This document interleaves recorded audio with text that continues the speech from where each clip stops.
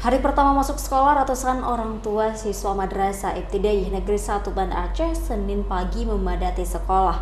Di hari pertama siswa tidak diwajibkan belajar, namun siswa hanya mengikuti masa pengenalan sekolah.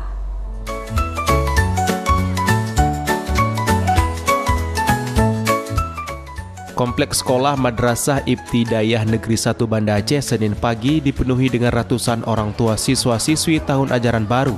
Orang tua ini sengaja datang ke madrasah untuk mengantar putra-putrinya yang masuk kelas 1 madrasah. Para orang tua rela menunggu di ruang kelas untuk memantau langsung tingkah dan kepribadian anaknya di hari pertama sekolah. Hal ini dilakukan orang tua lantaran khawatir anak mereka menangis atau kebingungan di hari pertama belajar.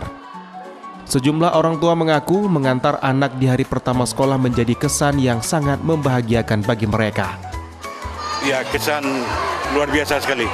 Ini suasana kebatinan ya. Kita mengantar, kalau saya ini mengantar cucu pertama, ya kan gitu. Rasa perasaan seorang ibu senang ya mengantar anaknya, mendampingi anaknya untuk sekolah di hari pertama. Walaupun pertamanya nangis, tapi dengan waktu saya pertama antar nangis, tetapi setelah itu, setelah dia berjumpa sama kawan-kawan, berkenalan sama kawan-kawan, alhamdulillah sudah aman dan sudah belajar sama ibu-ibu guru.